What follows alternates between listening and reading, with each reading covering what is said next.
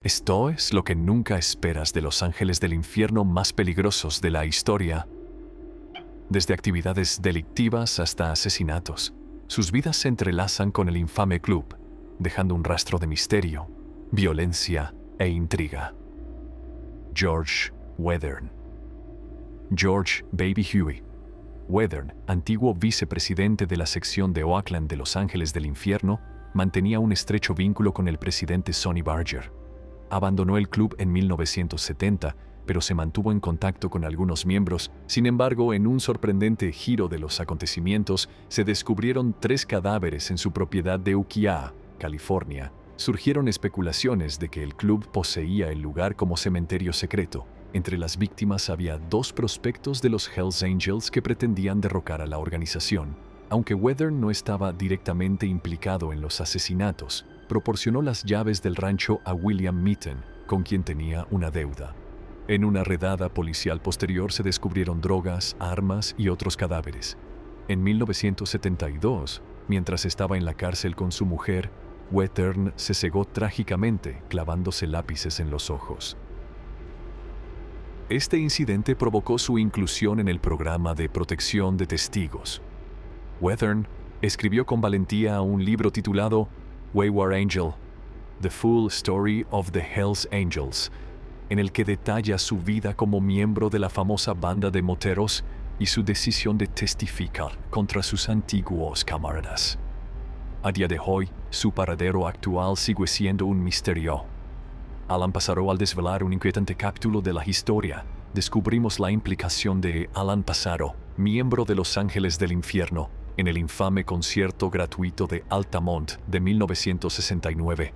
En un momento de tensión y violencia, Passaro apuñaló mortalmente a Meredith Curley Hunter Jr. durante una refriega.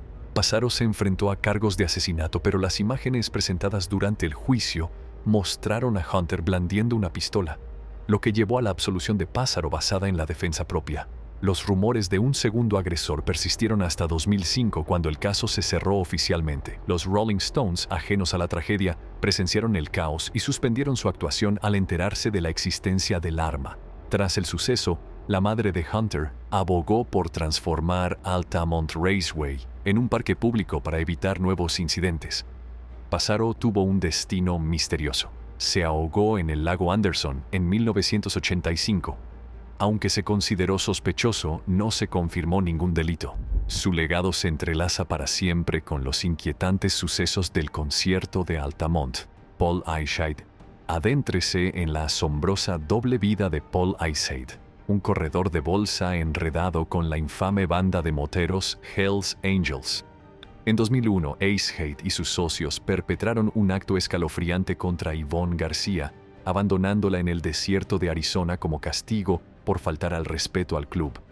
En 2003, Eyesight se enfrentaba a multitud de cargos, entre ellos tráfico de drogas, crimen organizado, secuestro y homicidio.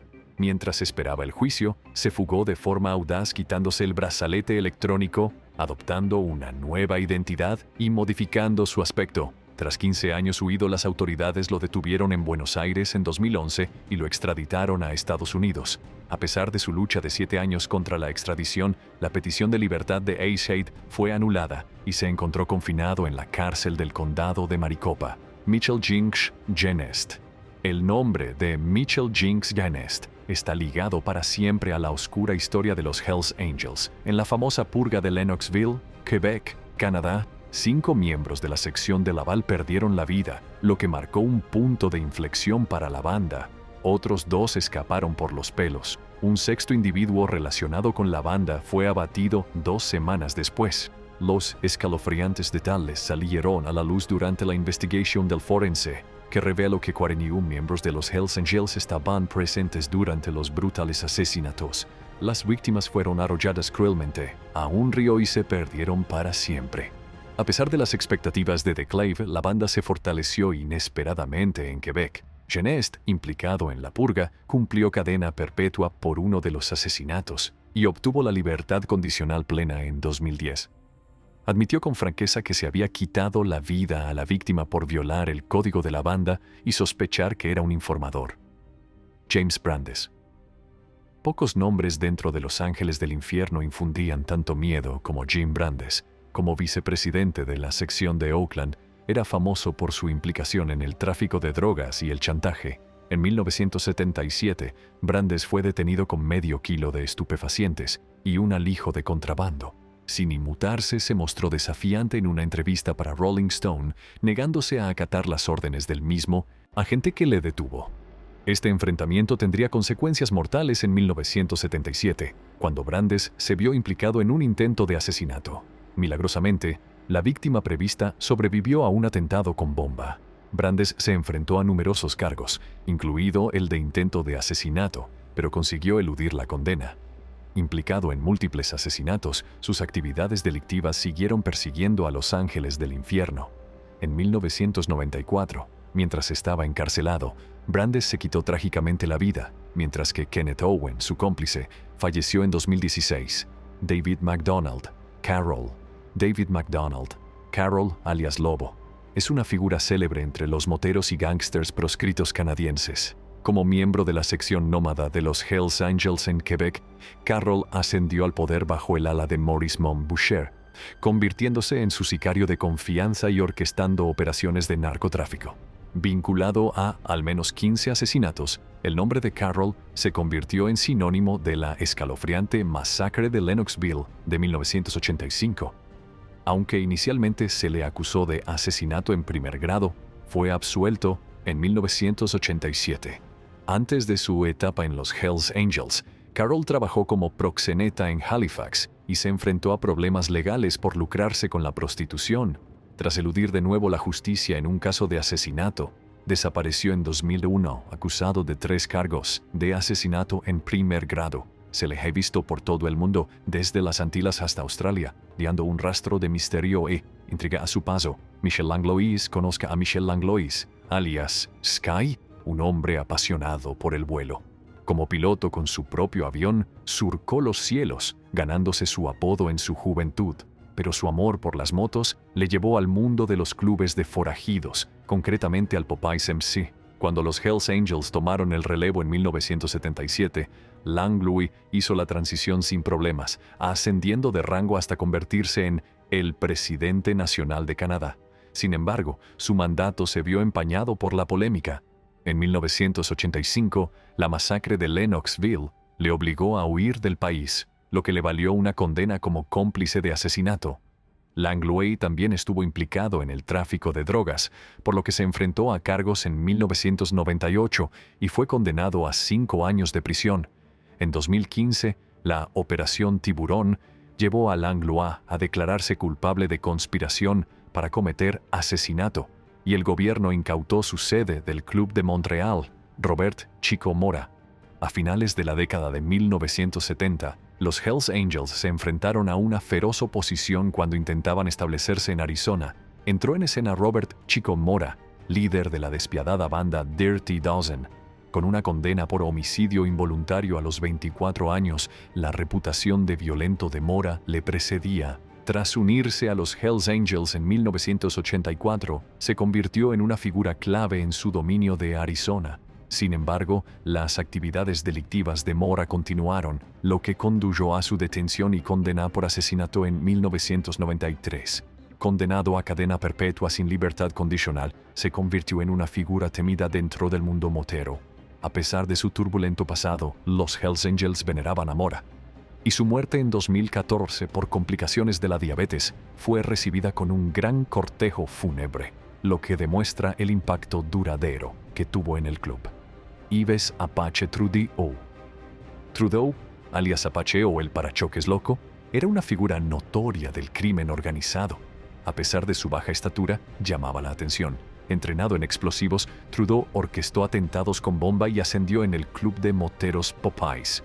Cuando los Popeyes se fusionaron con los Hells Angels MC en 1947, Trudeau se convirtió en el líder de la banda. Cuando los Popeyes se fusionaron con los Hells Angels MC en 1977, Trudeau pasó a formar parte de la sección de Laval.